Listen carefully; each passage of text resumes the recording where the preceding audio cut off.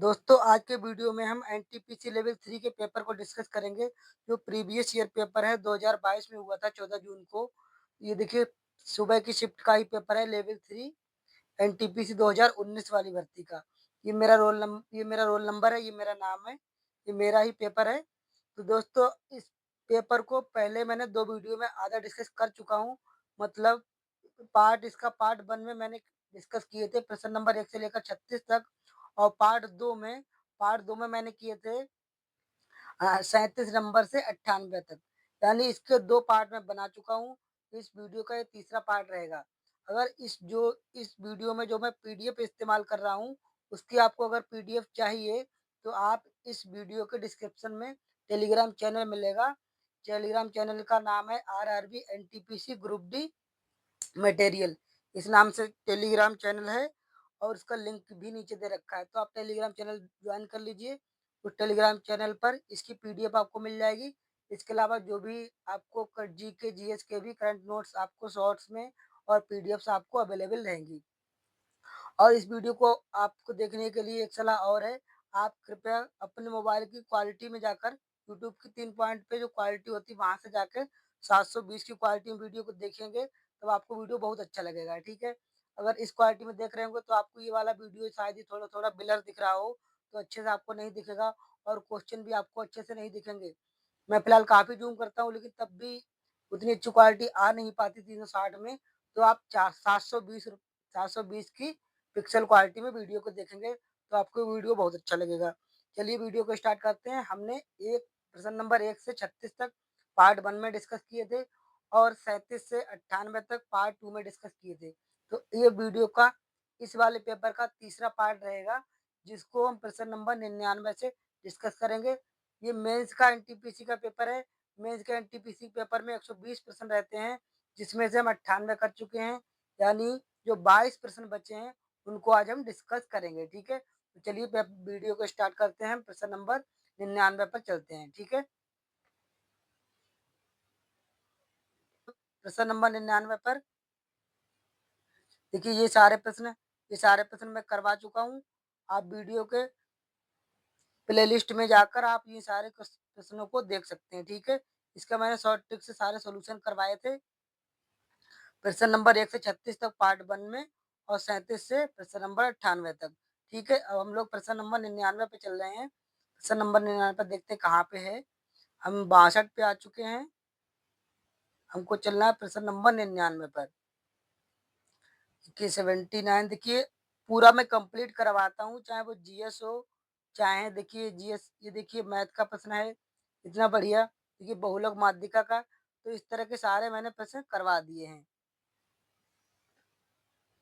अगर आपने इन प्रश्नों को पहले नहीं देखा है तो वीडियो को प्लेलिस्ट में जाकर देख सकते हैं या यूट्यूब चैनल पर सर्च कर लीजिए सक्सेस की 90।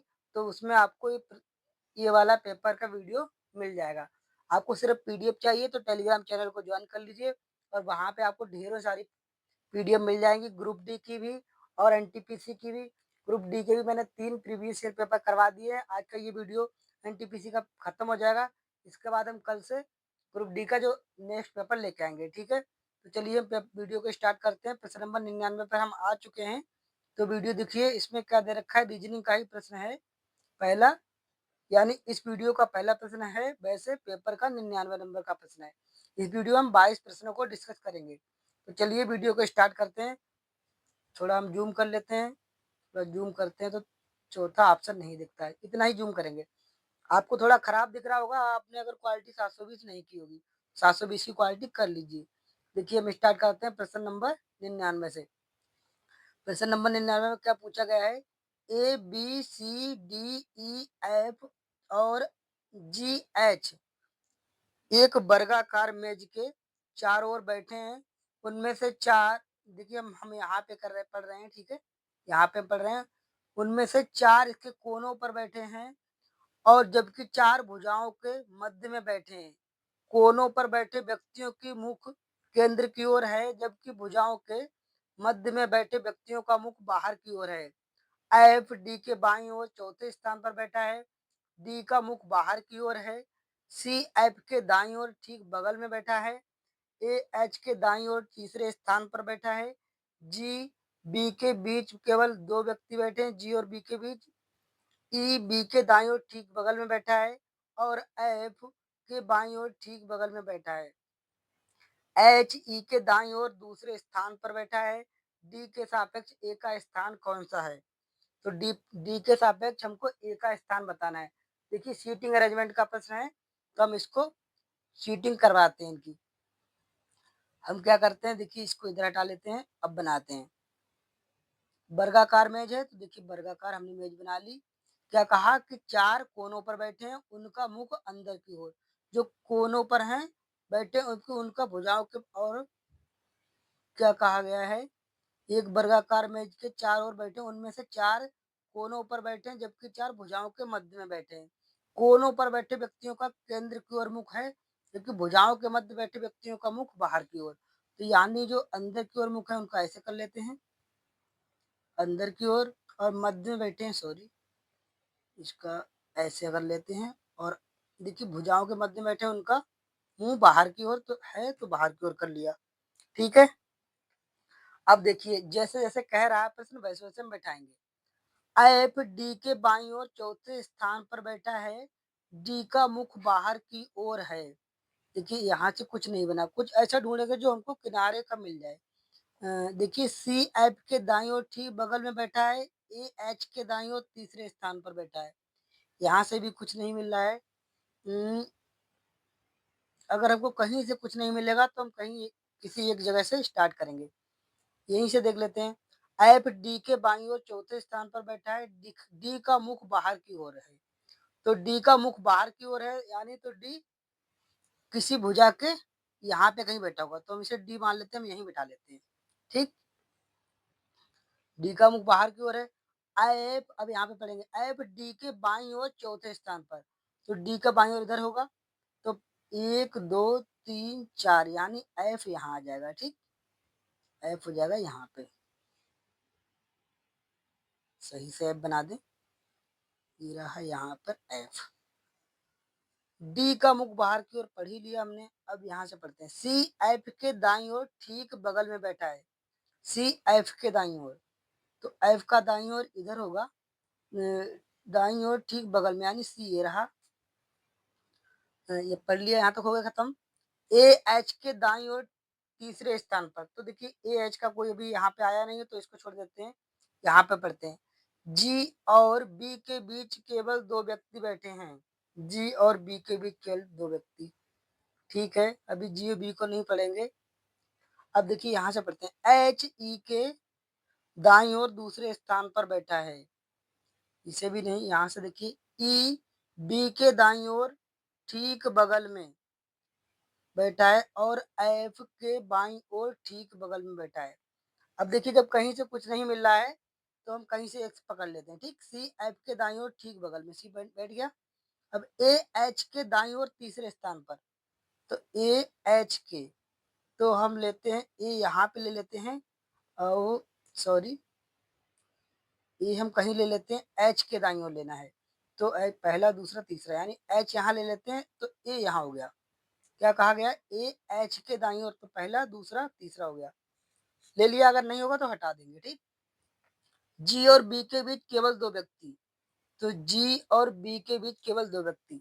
अगर हम जी यहाँ पे ले लें, तो बी यहाँ पे आ जाएगा, क्योंकि जी और बी के बीच 2 व्यक्ति बैठ रहे हैं कि नहीं। अगर कुछ गड़बड़ होगा तो सुधार लेंगे। ठीक, यहाँ पे हो गया बी। अब क्या कहा, यहाँ पे पढ़ा हमने, जी और बी के बीच केवल 2 व्यक्ति। ई बी के दाईं ओर ठीक बगल में, ई बी के दाईं ओर ठीक बगल में, तो देखिए बी का दाईं ओर ये यहाँ बैठ जाएगा, सॉरी, ई, ई यहाँ पे अगर हम बैठा दें, ई, देखिए ई यहाँ पे बैठ जाएगा, ई बी के दाईं ओर ठीक बगल में। ठीक, और एफ के बाईं ओर ठीक बगल में, देखिए एफ के बाईं ओर बैठ रहा है और ई के दाईं ओर बैठ रहा है। ठीक है, एच ई के दाईं ओर दूसरे स्थान पर, एच ई के दाईं ओर दूसरे स्थान पर। देखिए एकदम हमारा चित्र परफेक्ट बन गया है। अब जो पूछा है, अब उसको देखते हैं पूछा क्या गया है। एच ई के दाईं ओर दूसरे स्थान पर बैठा है। ठीक है, एच ई के दाईं ओर दूसरे स्थान पर। ठीक है, देखिए ई का दाईं इधर रहेगा, इधर। अब डी के सापेक्ष ए का स्थान, तो डी के सापेक्ष ए का स्थान क्या है? बाईं ओर दूसरा स्थान। देखिए बाईं ओर दूसरा स्थान, बाईं ओर दूसरा स्थान है ना। ए के सापेक्ष क्या पूछा गया है? नहीं, डी के सापेक्ष, तो डी के सापेक्ष, डी का बायां इधर रहेगा। ए का कौन सा स्थान है? पहला, और दूसरा, दूसरा स्थान हो गया। तो ए का स्थान डी के सापेक्ष क्या है? बाईं ओर दूसरा स्थान। इस तरह इस प्रश्न का तीसरा ऑप्शन सही हो जाएगा। ठीक है, तो आप इस तरह चित्र बना लीजिए। थोड़ा टाइम लगा है, लेकिन एक दो बार आप बनाएंगे तो थोड़ा और आसानी से बन जाएगा। आगे बढ़ते हैं प्रश्न नंबर 100 पर। देखिए वैसे मैं नीचे ही बना दिया है चित्र, आप इसे देखकर भी बना सकते हैं। प्रश्न नंबर 100 में देखिए क्या है? 84, यहाँ पे देखिए 84 डिवाइड बाई 32 गुणा 8 और -15 भाग 8 गुणा 19 -35 का मान निकालना है। तो क्या करना है? देखिए 84 बट्टे में 32 लिख दीजिए, ऐसे भाग है ना, गुणा 8, ये वाले 8 माइनस के 15, माइनस के 15 भाग भाग 8 है, तो इनको 8 को नीचे ले आइए, गुणा 19 में से 35 घटाएंगे तो काय के बचेंगे? माइनस के बचेंगे 16, माइनस के 16 बचेंगे, ऐसे लगा दीजिए। अब देखिए 8 से इनको काट देंगे तो 8 दूनी 16, और ये माइनस से ये वाला माइनस, माइनस माइनस हो जाएंगे, यहाँ पे प्लस, और 15 दूनी यहाँ हो जाएंगे 30, और यहाँ पे 8 चौक 32, और 4 से काट दीजिए, 4 दूनी 8, 4 एकम 4, 21, 21 प्लस 30 दोनों को जोड़ेंगे तो कितना बन जाएगा? 51। यानी इस तरह इस प्रश्न का 51, यानी ऑप्शन नंबर तीसरा सही हो जाएगा। आगे बढ़ते हैं प्रश्न नंबर 101 पर। प्रश्न नंबर 101 में क्या पूछा गया है? दिए गए विकल्पों में से उस संख्या का चयन करें जो निम्नलिखित श्रेणी में प्रश्न चिन्ह के स्थान पर आ सकती है। तो देखिए रीजनिंग का प्रश्न है, इसे कैसे करेंगे? देखिए आसान है, क्या दे रखा है इसमें? 1 का क्यूब माइनस 1 कर दिया गया, ठीक। अगली बार क्या किया? 2 का क्यूब माइनस माइनस 1, फिर 3 का क्यूब माइनस 1, इसी तरह 4 का क्यूब माइनस 1, फिर 5 का क्यूब माइनस 1, फिर आएगा 6 का क्यूब माइनस 1, यानी 6 का क्यूब कितना होता है? 216, एक कम कर देंगे तब 215, यानी इस प्रश्न का इस तरह तीसरा ऑप्शन सही हो जाएगा। आगे बढ़ते हैं प्रश्न नंबर 102 पर। हाँ तो दोस्तों प्रश्न नंबर 102 पे आ गए हैं। देखिए प्रश्न नंबर 102 रीजनिंग का प्रश्न है। इसमें कहा गया है यदि 8 मार्च 2013 को बुधवार था तो 8 मार्च 2014 को कौन सा दिन था? देखिए असल में ये जो आपको दिख रहा है ना, यहाँ पे जो मैंने लिखा है, ये देखो आपको दिखाते हैं। ये क्या है? जनवरी, फरवरी, मार्च, अप्रैल, मई, जून, जुलाई, अगस्त, सितंबर, अक्टूबर, नवंबर, दिसंबर, ये 12 महीने के दिन हैं, और प्रत्येक महीने का ये नीचे कोड लिखा है। देखिए जनवरी का कोड 1, फरवरी का 4, मार्च का 4, अप्रैल का 0, और मई का 2, जून का 5, जुलाई का 0, अगस्त का 3, सितंबर का 6, अक्टूबर का 1, नवंबर का 4, और दिसंबर का 6। इस तरह सारे महीनों के कोड हैं। कब? ये नॉर्मल एन वाई का मतलब नॉर्मल ईयर में। अगर ये लीप वर्ष रहे, लीप वर्ष जानते ही होंगे, अगर नहीं जानते तो बता देता हूँ। 2012 रहे, 2014 रहे, सॉरी 2012 रहे, 16 रहे, या 20 रहे, 24 रहे, यानी 4-4 वर्ष के अंतर पर जो वर्ष आते हैं वो लीप वर्ष होते हैं। लीप वर्ष में 366 दिन होते हैं, और नॉर्मल ईयर में 365 दिन होते हैं। तो 366 वाले ईयर में जनवरी का कोड 1 कम हो जाएगा, 0 हो जाएगा, और फरवरी का कोड 1 कम हो जाएगा, यानी 3 रह जाएगा, ठीक। ये मंथ कोड आप याद कर लीजिए। याद कैसे करना है? 1440, 250, 36, 146। कैसे याद करेंगे? 1440, 250, 36, 146 नॉर्मल ईयर में, और लीप ईयर रहे तब एक एक जनवरी और फरवरी में कम कर दिए, ठीक। अब दूसरी चीज बताते हैं। यहाँ पे देखिए क्या दे रखा है? यहाँ पे ये है सेंचुरी कोड। जैसे 1500 की सेंचुरी कोड क्या रहेगा? 0, 1600 का 6, 1700 का 1700 का 4, का 2, 1900 का 0, यानी 0 642 के बाद आप देखेंगे तो ये बार बार रिपीट होंगे।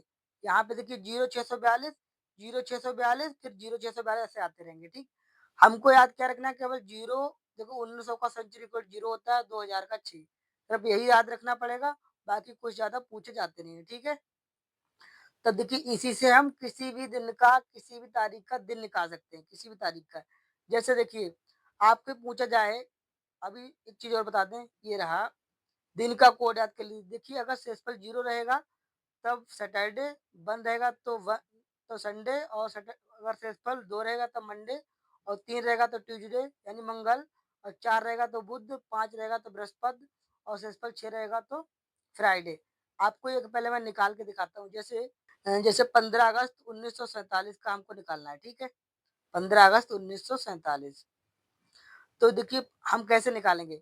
15 प्लस अगस्त का कोड क्या है? जनवरी, फरवरी, मार्च, अप्रैल, मई, जून, जुलाई, अगस्त। अगस्त का कोड क्या है? 3, तो यहाँ पे 3 लिखेंगे। 4 चीज़ें यहीं से लेंगे। ये 15 तारीख, अगस्त का कोड, और 1947 का केवल 47। 47 का चौथाई करेंगे, 4 से डिवाइड करेंगे तो क्या आएगा? केवल 11, ठीक? अब ये मत कहना 47 में 3 बच गया, जो बच जाए उसको छोड़ दीजिए। 11 चौक 44 तक कट रहा है पूरा, तो केवल 11 लीजिए। अब देखिए हमको 5 चीज़ें लेनी होती हैं। 1, 2, 3, 4 चीज़ें ले ली हमने। 5वीं हम क्या लेंगे? Century code. सेंचुरी कोड कब का ले रहे हैं? 1900 का। तो 1900 का सेंचुरी कोड क्या है? 0। अभी हम दिखाएँगे इधर। तो यहाँ पे 0 जोड़ेंगे, 7 से डिवाइड करेंगे। 7 से डिवाइड करेंगे तो यहाँ पे आएगा 69/7। 69/7 का मतलब यहाँ पे शेषफल बचेगा 6। शेषफल 6 बचेगा यानी दिन रहेगा फ्राइडे। यानी 15 अगस्त 1947 को कौन सा दिन था? फ्राइडे, ठीक? अब इस तरह से अगर हमको किसी तारीख का, देखिए 1900 हमने बताया कोड, सेंचुरी कोड 1900 का 0। आपको 1900 2000 का ही याद रखना है, बाकी ये मैंने बता दिया है, इसको कॉन्फिडेंस बना रहे। अब यहाँ पे 8 मार्च 2014 को दिन पूछा। अब आप इसका ऐसा मत कर देना कि यहाँ से सीधे निकाल दो दिन। तो यहाँ पे दिन तो इसका तो सही निकलेगा, लेकिन उत्तर नहीं आएगा सही, क्योंकि इसका जो दिन दे रखा है वो इसके रेफरेंस में दे रखा है। अगर आपको इस फार्मूले से निकालना है तो आपको क्या करना पड़ेगा? पहले आपको इस दिन का दिन निकालना पड़ेगा। 8 मार्च 2013 को कौन सा दिन था? यहाँ पे बुधवार बताया जा रहा है, लेकिन रियल में बुधवार नहीं होगा। जो मैंने फार्मूला बताया वो रियल वाला है। यहाँ पे उन्होंने कंडीशन में दिया है। तो देखिए 8 मार्च 2013 को दिन निकाल लेते हैं। तो देखा है 8 प्लस मार्च का कोड क्या रहेगा? जनवरी, फरवरी, मार्च का कोड 4, यहाँ पे 4 रखेंगे, प्लस 13 का देखिए 13 रखेंगे। 13 का चौथाई, 4 तियाँ 12, 3 बार लगेगा। जो शेषफल बचे कोई मतलब नहीं, यानी 13 को 4 से भाग करेंगे, 3 का बाहर जाएगा तो 3 लिख लिया। अब 2000 की बात चल रही है, 2000 का कोड क्या है? 6। 2000 का कोड क्या है? 6। सेंचुरी कोड 6 लिख देंगे। 7 से डिवाइड करेंगे तो देखिए यहाँ पे जोड़िए, 8 4 12 और 13 कितने हो गए? 25। 3 28 6 34। 34 को आप डिवाइड करेंगे 7 से तो शेषफल बचेगा 6। शेषफल 6 बचेगा यानी बनेगा फ्राइडे। लेकिन रियल में हमारा फ्राइडे देखिए सवाल में नहीं दे रखा है। ये हमारा रियल वाला है। रियल में तो 8 मार्च 2013 को फ्राइडे ही होगा, लेकिन सवाल ने कह दिया कि अगर बुधवार हो, ठीक? यानी हमको बुधवार दे रहा है, 2 दिन पीछे कर रहा है, ठीक? तो इसी तरह अब हम इसका निकालेंगे इसी फार्मूले से, और 2 दिन पीछे ले जाएँगे, ठीक? तब हमारा आंसर आएगा। अगर आपने डायरेक्ट यहाँ से निकाल दिया तो आंसर तो आएगा, लेकिन इसका आंसर मैच नहीं करेगा। जो दिन आएगा वो रियल वाला आएगा, क्योंकि सवाल रियल वाला नहीं पूछ रहा है। कंडीशन दे रहा है कि अगर यहाँ पे बुधवार, देखिए यहाँ पे 8 मार्च 2013 को वास्तव में क्या है? फ्राइडे, लेकिन सवाल कह रहा है कि अगर बुधवार हो तब यहाँ को क्या दिन होगा, ठीक? तब अब देखिए इस हिसाब से निकालेंगे। यहाँ पे देखिए बुधवार दे दिया, वास्तव में क्या है? फ्राइडे, यानी 2 दिन पिछले जा रहा है। तो यहाँ पे भी हम इसका दिन निकाल लेंगे, 2 दिन पीछे चले जाएँगे, ठीक? करते हैं। 8 मार्च, मार्च का कोड क्या है? 4, तो यहाँ पे 4 लगाएँगे, प्लस 14 का देखिए 14 लिखेंगे। 14 का चौथाई, 4 से भाग करेंगे 14 को, बार कितना लगेगा? 3, प्लस देखिए 4 चीज़ें हमने यहाँ से ले ली, 1 2 3, और इसका चौथाई 4 चीज़ें। 5वीं चीज़ हमको क्या लेनी है? 2000 यानी सेंचुरी कोड 6। 2000 का सेंचुरी कोड क्या है? 6। 6 से डिवाइड करेंगे, 6 से नहीं 7 से डिवाइड करेंगे तो यहाँ पे आएगा 14 6 20, 3 23 और 4 27 और 8 35। 35 काटेंगे 7 से, यानी शेषफल आ गया 0, यानी क्या आ रहा है? सैटरडे। लेकिन सैटरडे हमारा देखिए इसमें आंसर में भी नहीं है। क्यों नहीं है? में तो सैटरडे ही होगा 8 मार्च 2014 को। लेकिन यहाँ के हिसाब से मैंने बताया ना, ये 2 दिन पीछे कर दिया। तो यहाँ पे भी जो सैटरडे है उसको 2 दिन आपको पीछे जाना पड़ेगा। तो 1 दिन पहले क्या होगा? फ्राइडे, दूसरे दिन पहले क्या आएगा? थर्सडे, यानी गुरुवार होगा। तो इस तरह जब यहाँ पे इसने 2 दिन पीछे किया था तो इस हिसाब से हम यहाँ भी 2 दिन पीछे, 1 और 2, तो यहाँ पे गुरुवार। इस तरह हमारा पहला ऑप्शन सही हो जाएगा। ठीक है? तो अगर रियल में कोई पूछे किसी तारीख का, तब आप डायरेक्ट यहाँ से फार्मूला लगा देंगे। लेकिन इस तरह का अगर रेफरेंस देके पूछता है तो पहले आपको यहाँ का निकालना पड़ेगा कि रियल में यहाँ पे है क्या और दे क्या रहा है। 2 दिन पीछे कर रहा है तो यहाँ पे भी निकालने के बाद आपको 2 दिन पीछे करना पड़ेगा, ठीक है? वैसे ही बहुत बढ़िया ट्रिक है, यहाँ से आप किसी भी सेंचुरी का, किसी भी दिन का किसी महीने का दिन निकाल सकते हैं। लेकिन यहाँ पे अगर कंडीशन देके पूछ रहा है, तब आपको थोड़ा दिमाग लगाना पड़ेगा, सोचना पड़ेगा कि आगे-पीछे कर रहा है या आगे कर रहा है, किसी-किसी में आगे कर देगा, किसी में पीछे कर देगा। तो आपको उस हिसाब से इसका दिन निकालना होगा, ठीक है? आगे बढ़ते हैं प्रश्न नंबर 103 पर। 3 में क्या पूछा गया है?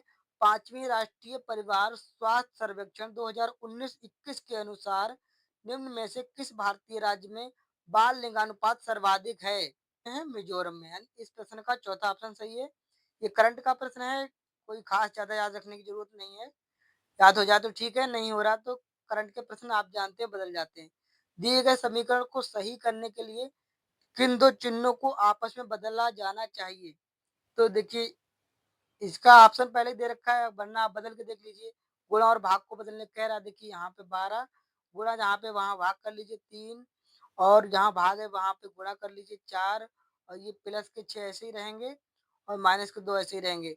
बराबर में 20 आ जाना चाहिए, है ना? हमको सिर्फ ये वाला पक्ष करना है हल, ये ऐसा का ऐसे ही रहेगा। देखते हैं। तो 3 चौक 12 और इनकी आपस में गुणा हो जाएगी, 4 चौक 16 और प्लस 6 22, माइनस के 2 यानी 20। ठीक, तो यानी इस तरह इसका पहला ऑप्शन सही हो जाएगा। आगे बढ़ते हैं। अब देखिए, ये जो सवाल है ना, इसमें क्या करना है, ब्याज की गणना वार्षिक चक्रवृद्धि आधार पर करते हुए खान इरफान को 10% वार्षिक चक्रवृद्धि ब्याज की दर पर 10,000 की धनराशि 5 वर्ष के लिए उधार देता है, तो चौथे वर्ष के लिए अर्जित चक्रवृद्धि ब्याज ज्ञात कीजिए। अब यहाँ पे ध्यान क्या रखना है आपको, देखिए चौथे वर्ष के लिए पूछा है, यानी चौथे वर्ष में कुल कितना ब्याज होगा, ना कि 4 वर्षों के लिए। तो हम इसको चक्रवृद्धि के हिसाब से नहीं करेंगे, चक्रवृद्धि के हिसाब से या फार्मूले से करेंगे तो ये सवाल हल नहीं होगा। हम देखिए साधारण ब्याज की तरह करेंगे। देखिए पहले 5 वर्ष के लिए दिया, 5वें वर्ष से हमें कोई मतलब नहीं, चौथे वर्ष के लिए पूछ रहा है तो हम चौथे वर्ष के लिए ही केवल निकालेंगे। देखिए 10% की बात कर रहा है, किसी भी चीज की 10% अगर आपको निकालना है, उसमें 10 से भाग कर दीजिए, 10% उसका निकल जाएगा। जैसे 10,000 का 10% कितना हुआ, पहले साल के लिए कितना ब्याज हुआ, 1,000, यहाँ पे 0 कट जाएगा।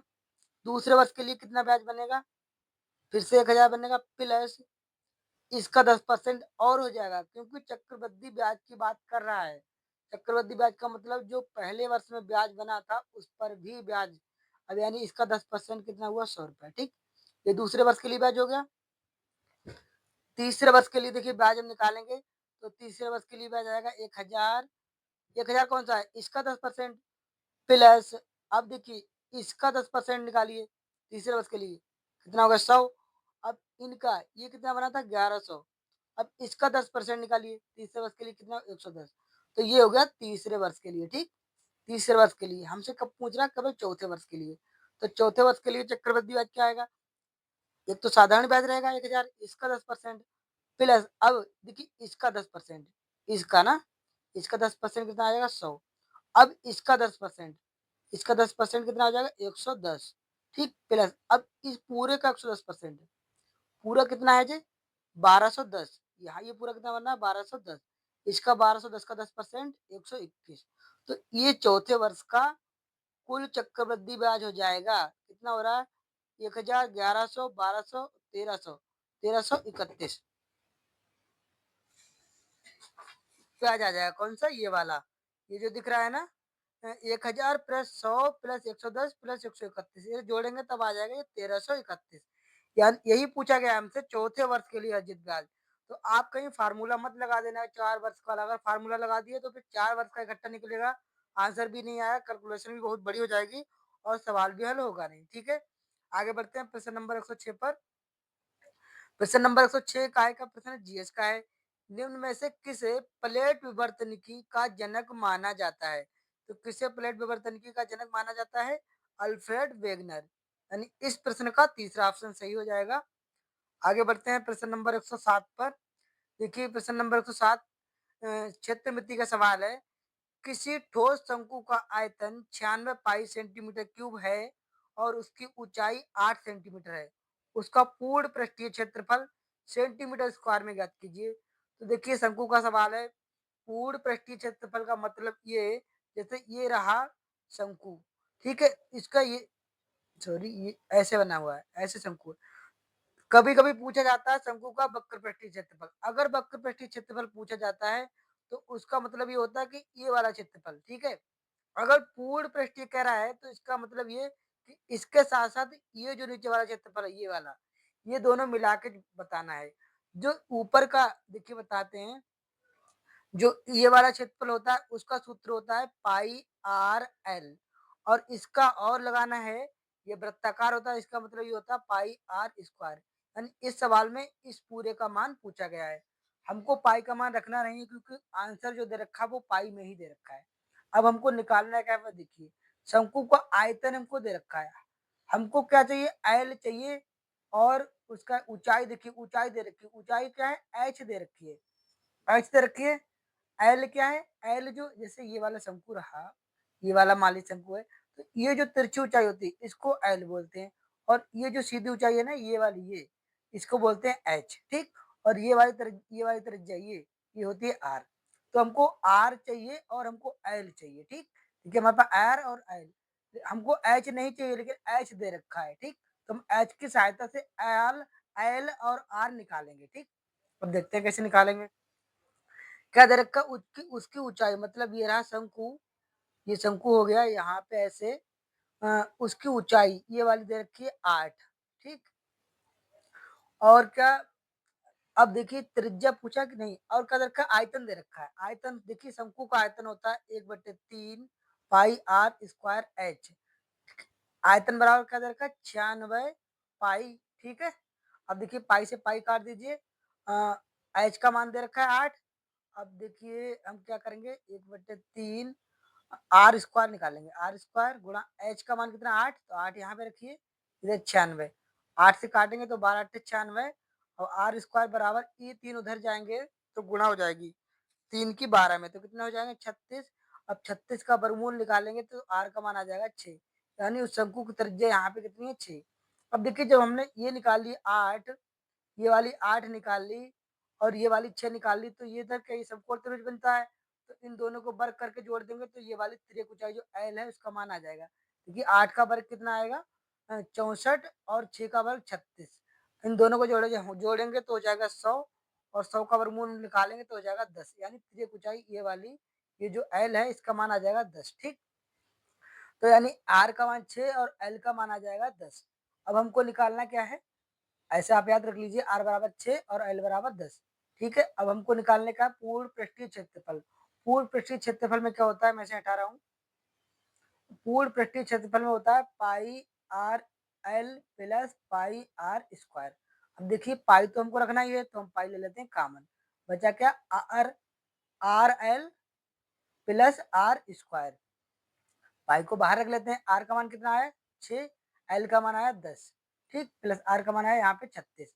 अब देखिए 6 दाई के यहाँ पे हो जाएगा 60, और यहाँ पे 36, 60 और 36 क्या हो गया 96, और ये वाला पाई तो हो गया 96 पाई। यानी पूर्ण पृष्ठीय क्षेत्रफल कितना आ गया, 96 पाई, ठीक। इस तरह इस प्रश्न का पहला ही ऑप्शन सही हो जाएगा। आगे बढ़ते हैं प्रश्न नंबर 108 पर।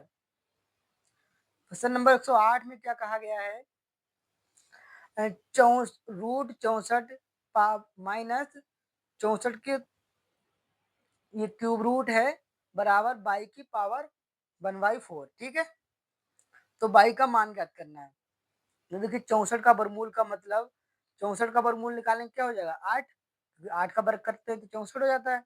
64 का वर्गमूल 8 माइनस, अब यहाँ पे 64 का क्यूब रूट, 64 का क्यूब रूट का निकालेंगे तब निकलेगा 4, क्योंकि देखिए 4 का क्यूब करेंगे तो 4 चौक 16, चौका 64, तो अगर क्यूब रूट करेंगे तब 4 आ जाएगा, ठीक। 64 का क्यूब रूट 4, और 64 का स्क्वायर रूट 8। अब इधर बाई की देखिए, बाई की पावर जो ऐसे लगी है ना, इसको क्या लगेंगे, बाई की पावर 1/4, ठीक। अब यहाँ पे अगर हम 8 में से 4 घटाएंगे तो बचेगा 4, बराबर बाई की पावर 1/4। अब अगर एक बट हमको काय का मान निकालना है, सिर्फ बाई का, ठीक। 1/4 को तो मान निकालना नहीं, तो 1/4 को इस तरफ लाएंगे तो 4 की पावर हो जाएगी, ये 1/4 है ना, ये उल्टा हो जाएगा, इधर हो जाएगा 4, बराबर बाई। अब 4 की पावर 4 का मान क्या होता है, इधर देख लीजिए, यहाँ पे कर देते हैं। इधर क्या आएगा? 4 की पावर 4 का मान होता है 4 गुणा, सॉरी, देखिए 4 गुणा 4 गुणा 4 गुणा 4, 4 चौक 16, चौका 64, चौका 256। तो यानी बाई का मान आ गया ये 256, हमको यही निकालना था। तो इस तरह इसका पहला ही ऑप्शन सही हो जाएगा। आगे बढ़ते हैं प्रश्न नंबर 109 पर। प्रश्न नंबर 109 में क्या पूछा गया है? एक निश्चित कूट भाषा में मैन को OCP लिखा जाता है और जेम को IGO लिखा जाता है। और उसी कूट भाषा में कैट को किस प्रकार लिखा जाएगा? ठीक, तो इसमें कोडिंग डिकोडिंग का सवाल है। देखिए इसमें क्या कहा गया, मैन को लिखा जाता है OCP। देखिए हमको इस तरह के सवाल हल करने के लिए पोजीशन वैल्यू पता होनी चाहिए। तो मैन की एम की पोजीशन वैल्यू होती है 13, ए की 1 होती है और एन की 14। अब देखिए यहाँ से 13 से क्या बना, ओ की पोजीशन कितनी होगी 15, सी की 3 और पी की 16। देखिए यानी 13 प्लस 2 हुआ, यहाँ पे 1 से प्लस 2 हुआ, फिर प्लस 2 हुआ, यानी प्लस 2 हो रहा है, क्योंकि 14 से यहाँ पे 16 बन गया, 13 से यहाँ पे 15 बन गया ओ में, और 1 से यहाँ पे 3 बन गया। ठीक, तो इसी तरह हम क्या करेंगे, जो पूछ रहा है कैट को भी इसी तरह लिखेंगे, CAT। कैट की वैल्यू 3 होती है, एक की 1 और टी की 20। अब क्या किया गया था, दो दो बढ़ाया गया था, यहाँ पे 2 बढ़ाएंगे तो 5 आ जाएगा, यहाँ पे 2 बढ़ाएंगे तो 3 हो जाएगा, और यहाँ पे 2 बढ़ाएंगे तो 22 हो जाएगा। ठीक, अब 22 का मान बी होता है, और 3 का मान सी होता है, और 5 का मान होता है वी। तो ECB यानी ECB यानी पहला ही ऑप्शन सही हो जाएगा। ठीक है, आगे बढ़ते हैं प्रश्न नंबर 110 पर। पूछा गया है, लक्ष्य सेन ने किसे हराकर इंडिया ओपन बैडमिंटन टूर्नामेंट 2022 में पुरुष एकल का खिताब जीता है? तो किसे हरा के जीता है? लो किन यू। ठीक है, ये करंट का प्रश्न है, याद रखना कोई जरूरी नहीं, समय के हिसाब से ये बदलते रहते हैं। आगे बढ़ते हैं प्रश्न नंबर 111 पे। प्रश्न नंबर 111 में भारतीय संविधान का कौन सा अनुच्छेद संघ की कार्यपालिका शक्तियों से संबंधित है? संघ की कार्यपालिका शक्तियों से संबंधित कौन सा? क्या 53 नंबर, ये राष्ट्रपति से संबंधित है।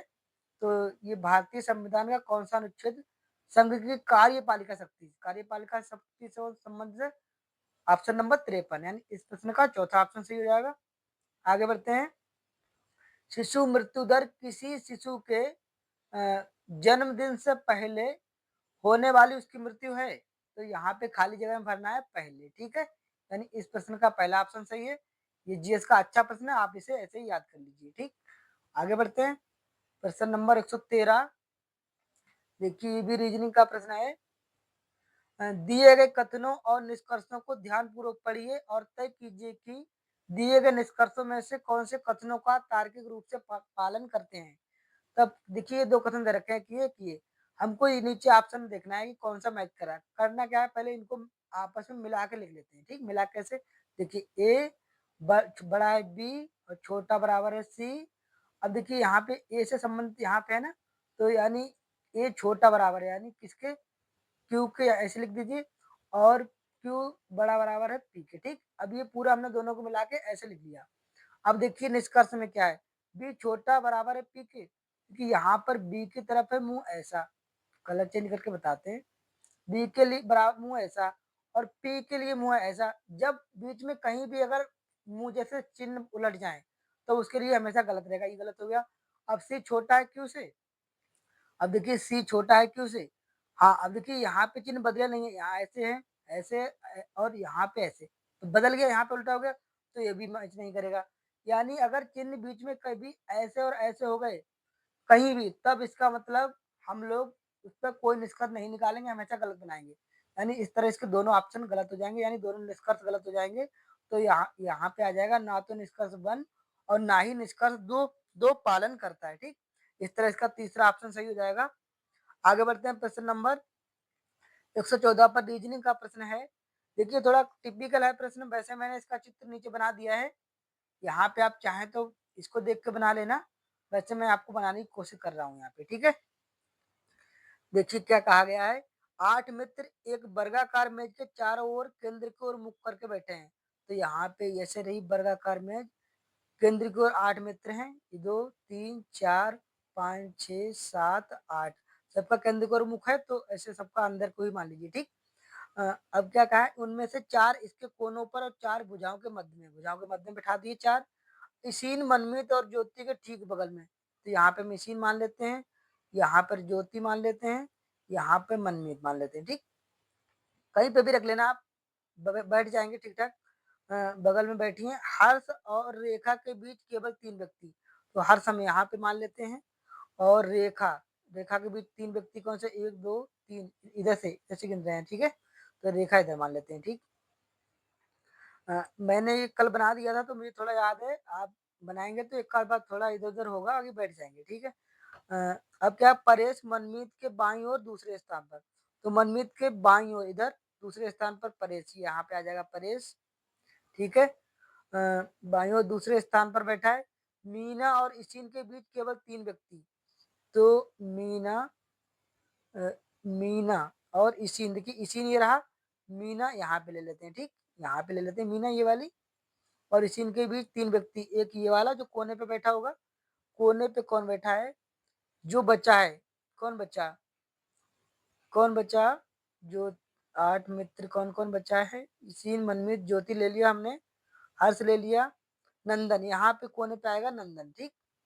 तो इस तरह आप बैठाएंगे तो 8 मित्र बैठ जाएंगे। अब क्या पूछा है, नंदन के दाईं ओर दूसरे स्थान पर, तो कलर एक बार चेंज कर लेते हैं थोड़ा।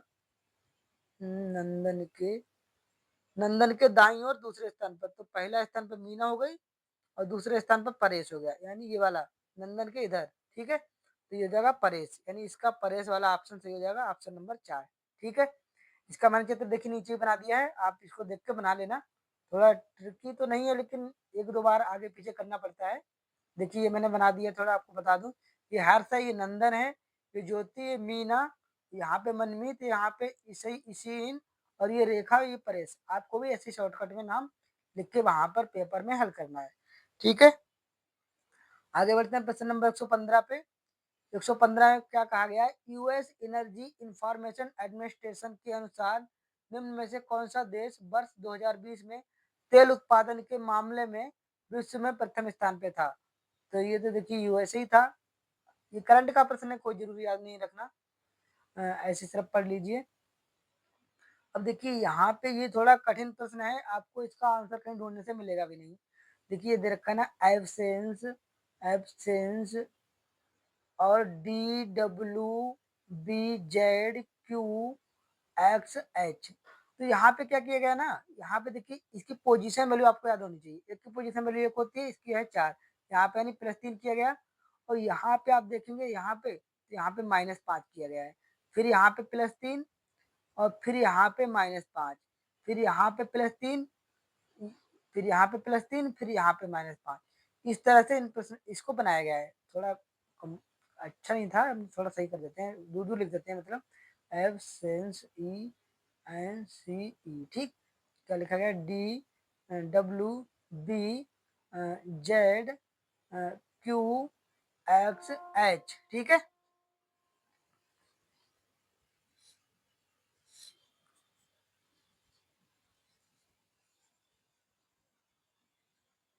पोजीशन वैल्यू 1 होती है, तो इसमें +3 जोड़ देंगे तो 4 बन जाएगा। देखिए डी की पोजीशन वैल्यू 4 होती है। इसी तरह बी की पोजीशन वैल्यू 2 होती है, इसमें से अगर 5 घटाएंगे तो उल्टा, देखिए बी को आप कैसे मान लीजिए, 28 मान लीजिए, 28 में से 5 कम करेंगे तो 23 आ जाएगा, और उल्टी तरफ से करेंगे तब ये 28 नंबर पे आती है। तो यहाँ पे 23 बचेगा। इसी तरह यहाँ पे 19, 19 में 3 जोड़ेंगे तो 22 बनेगा, 22 की होती है बी। इसी तरह यहाँ पे -5 करेंगे तो देखिए ई की वैल्यू होती है 5, इसमें 5 कम करेंगे तो 26 पे, यानी जेड पे पहुंच जाएंगे, ठीक। तो इस तरह यानी +3 -5 +3 -5 किया गया है।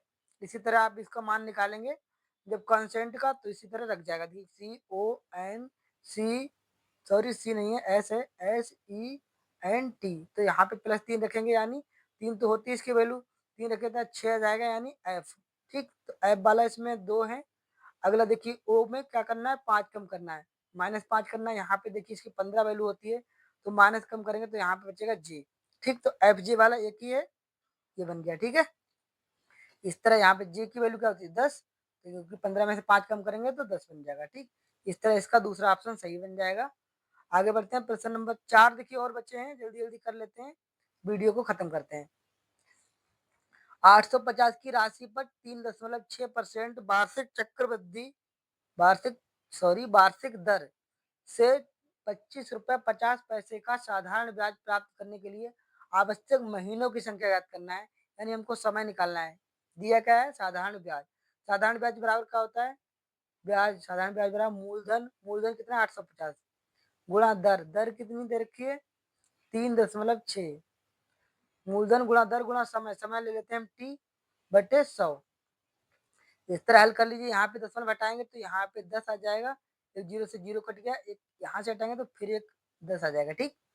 अब देखिए इस वाले 10 से ये वाला 850 वाला, ये वाला जीरो कट जाएगा। अब बचेगा केवल ये वाला 10। तो ये 10 को इस पार भेजेंगे तो ये हो जाएगा 255 में 10 की गुणा हो जाएगा 2550। ठीक। इधर क्या बचा? इधर बचा 85 गुणा 36 गुणा टी। ठीक। अब देखिए काट दीजिए 5 से, तो 5 पंजे 25, 5 एकन 5, बचा जीरो। यहाँ पे बचेगा 17। 17 पंजे 85 होता है, और 17 तिया 51, यहाँ बचे 30। यहाँ बचा 5 सॉरी, यहाँ पे बचा देखिए 30, इधर बचा 36। 6 से काट दीजिए, 6 36, 6 पंजे 30, यानी 5 बराबर 6 गुणा टी। ठीक है। तो हम इसको कहाँ पे कर लेते हैं? यहाँ कर लेते हैं। 5 बराबर 6/टी। तो या 6t बराबर, इधर कर लें 6t बराबर 5, या t बराबर 5/6। ये क्या आया? वर्ष में आया, लेकिन हमको वर्ष में नहीं महीने में चाहिए। तो देखिए महीने में है, तो क्या करेंगे? वर्ष को महीने में बदलने के लिए 12 से गुणा करेंगे। यहाँ पे जगह नहीं बन रही है, तो यहाँ पे हम 12 से गुणा करेंगे। तो देखिए 6 दूनी 12। अब बचा के ऊपर 5 गुणा 2, यानी टी बराबर आ गया 5 दूनी 10 महीना। ठीक। वर्ष 5/6 वर्ष आया, महीने में बदलेंगे तो 12 से गुणा, यानी टी बराबर 10 महीने। तो यानी इसका 10 महीने आंसर आ जाएगा, यानी प्रश्न का तीसरा ऑप्शन सही है। आगे बढ़ते हैं। प्रश्न नंबर, अगर दोस्तों वीडियो बनाने में कुछ कमी हो तो कमेंट बॉक्स में सुधार के लिए बताएं। बाकी मैं तो अपने हिसाब से यही सोच रहा हूँ कि सही बना रहा हूँ। ठीक है। देखिए चलिए आगे पढ़ते हैं। सरकारी घाटे, यहाँ पे खाली जगह में भरना है। घाटे को करो को यानी करो यानी टैक्सेस को बढ़ाकर या व्यय को घटाकर कम किया जा सकता है। किसको? सरकारी घाटे को। कैसे कम होगा सरकारी घाटा? टैक्स को बढ़ाना पड़ेगा या खर्चों को कम करना पड़ेगा। ठीक। यानी इस तरह इस प्रश्न का दूसरा ऑप्शन सही है। वैसे ये कॉमन सेंस का प्रश्न है, आप खुद भी सोच सकते हैं। ठीक है। आगे बढ़ते हैं। देखिए ये थोड़ा जूम कर दूं इसको। 119 नंबर प्रश्न में पूछा गया है x बराबर ये दे रखा है 2 की पावर 3, 3 की पावर 2, 5 गुणा 7 की पावर 3। इसी तरह y का मान दे रखा है 2 की पावर 2, 3 की पावर 3, 5 की पावर 2, 7 की पावर 2। इसी तरह z का मान दे रखा है यहाँ पे z 2 की पावर 4, 3 गुणा 5 की पावर 3 गुणा 7। तो x बाई z का महत्तम समापवर्त यानी मासा पूछा गया है। देखिए अगर मासा निकालना है तो जैसे मैं बता देता हूँ, यहाँ पे 25 लिखा है। ठीक। 25 का गुणनखंड क्या होगा? 5 गुणा 5। और अगर 30 लिखा है, 30 का गुणनखंड क्या होगा? 5 गुणा 6। तो अगर इन दोनों का मासा चाहे इनका कहे चाहे इनका कहे, तो मासा क्या निकलेगा? जो दोनों में कॉमन रहे। ठीक है। दोनों में कॉमन क्या है? सिर्फ 5, तो इनका मासा हो गया 5। अगर लासा कहे तो क्या हो जाएगा? मासा भी आएगा 5, और ये वाला 5 और ये वाला 6 गुणा 6, तो ये आ जाएगा लासा। और केवल मासा में रहेगा जो दोनों में कॉमन, यानी सिर्फ ये वाला 5। ठीक। इस ऐसे ही हम चाहे 4 पद रहे 5 पद रहे, जो सब में रहे सिर्फ वही लेना है। ठीक। वही मासा रहेगा। अब देखिए हम इसमें निकाल लेते हैं। यहाँ पे देखिए दो, पहले दो दो देख लेते हैं। 2 की पावर 3 है, कलर चेंज करें। 2 की पावर 3 है, क्योंकि यहाँ पे 2 की पावर 2 है, यहाँ पे 2 की पावर 4। तो जो सबसे छोटी पावर रहे, सबसे छोटी पावर क्या है? 2 की पावर 2। क्योंकि यहाँ तो जो सब में कॉमन क्या रहेगा? 2 की पावर 2 ही तो रहेगी। तो ये 2 की पावर 2 ले लेते हैं गुणा। अब 3 पे आते हैं, 3 की पावर 2, यहाँ पे 3 की पावर 3, यहाँ पे 3 की पावर 1। तो सब में क्या है? केवल 3 की पावर 1, तो यहाँ पे ले लेते हैं 3 की पावर 1। ठीक। या खाली 3 लिख लेते हैं, तो यहाँ पे ले लेते हैं खाली 3 गुणा। अब आते हैं 5 पे, यहाँ पे सिंगल 5 है, यहाँ पे 5 की पावर 2, यहाँ पे 5 की पावर 3। तो जो कम से कम रहे, तो 5 सिंगल है, 5 ले लेते हैं। ठीक। गुणा। अब देखिए यहाँ पे 7 की पावर 3, यहाँ पे 7 की पावर 2, और यहाँ पे 7 सिंगल, तो यहाँ पे हम केवल 7 लेंगे। अब आप इनकी गुणा कर लीजिए। 2 की पावर आ जाएगी 4 गुणा 3 गुणा 5 गुणा 7, तो 4 12 पंजे 60, और 60 छंग 420, ठीक, 7 छंग 42 होता है। तो इस तरह इसका चौथा ऑप्शन सही हो जाएगा, ठीक। आगे बढ़ते हैं प्रश्न नंबर 120 पर। दोस्तों अगर वीडियो अच्छा ना लग रहा हो तो क्वालिटी को यार थोड़ा 720 कर लीजिए तो वीडियो अच्छा लगेगा। देखिए लास्ट प्रश्न है आज का, अगर यार वीडियो लाइक कर देना यार अच्छा लगे तो, और चैनल को सब्सक्राइब कर देना। देखिए पाई चार्ट का प्रश्न है, इसे यहाँ से पढ़ेंगे। एक समाचार पत्र ने 60 पृष्ठों का अपना स्वर्ण जयंती अंक जारी करने का फैसला किया। इस मामले में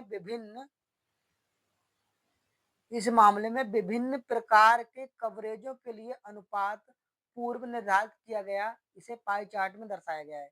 यानी अलग अलग, जैसे इंटरनेशनल लेवल पर कितना है इसकी परसेंटेज देखिए ये दे रखी है, लोकल लेवल पे क्या दे रखा है ये दे रखी है, क्लासिफाइड लेवल पे ये दे रखी है, स्पोर्ट लेवल पे ये दे रखी है, अब एडिटोरियल लेवल पे ये 7%, ठीक। अब नीचे देखते हैं हमको निकालना क्या है। अब देखिए यहाँ पे पूछा गया है खेल और संपादकीय कवरेज के लिए कितने पृष्ठ निर्धारित किए गए हैं, ठीक। जैसे एक बार पढ़वाते हैं। देखिए समाचार पत्र ने 60 पृष्ठों का, कुल पृष्ठ कितने हैं 60, या अगर ये सारी परसेंटेज वैल्यू आप जोड़ेंगे ना तो आ जाएगा 100%। तो यानी 100% पे कुल कितने पेज लिए उसने 60, ठीक। यानी 100% पे पेज पेज कितने लिए हैं 60। अब उनको परसेंटेज में बांट दिया गया है। स्पोर्ट के लिए 28% पेज। देखिए 100% का मान कितना है 60, अब 28% कितना होगा हम निकालेंगे।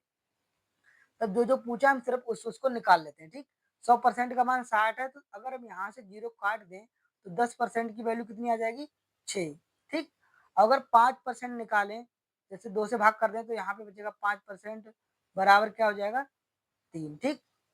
अब अब देखिए हमसे पूछा क्या गया है, तो 10% की वैल्यू 6, 5% की वैल्यू 3, यानी 10% में 6 पेज इस्तेमाल हो रहे हैं, 5% पे 3 पेज। अब देखते हैं इससे पूछा क्या गया है। इसमें पूछा गया है खेल और संपादकीय यानी स्पोर्ट्स एंड एडिटोरियल कवरेज के लिए कुल कितने पेज लिए गए हैं। तो देखिए हम खेल और एडिटोरियल में परसेंटेज देखते हैं कितनी है। खेल में क्या है, स्पोर्ट में क्या है 28%, ठीक। और एडिटोरियल में कितना है 7%, कुल कितना हो गया 35%, ठीक।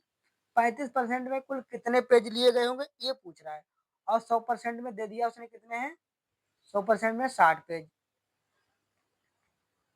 जैसे लिखते हैं एक बार, देखिए 100% में कितने पेज दे रखे हैं उसने 60 पेज, और 28 और 7 35% पे कितने पेज लिए ये पूछ रहा है, ठीक है।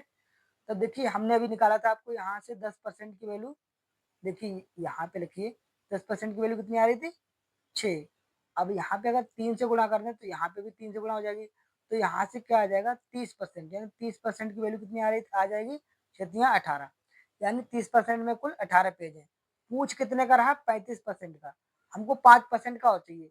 देखिए 10% का मान कितना आ रहा है 6, यहाँ पे देखिए 10% का मान 6 आ रहा है, तो 5% का मान कितना रहेगा 3, यानी यहाँ पे 5% और जोड़ दें तो ये कितना हो जाएगा 35% हो जाएगा, और यहाँ पे 3 और जोड़ेंगे कितना हो जाएगा 21, यानी 35% पर 21 पेज लिए गए हैं, ठीक है। तो इस तरह प्रश्न का हमारा आंसर 21 सही हो जाएगा, पहला ही ऑप्शन है।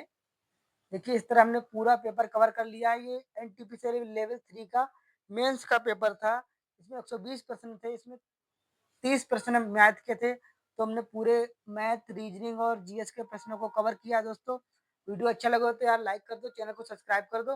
वीडियो को हम यहीं फिनिश करते हैं। जय हिंद। दिखा देता हूँ यहाँ पे देखिए, ठीक है।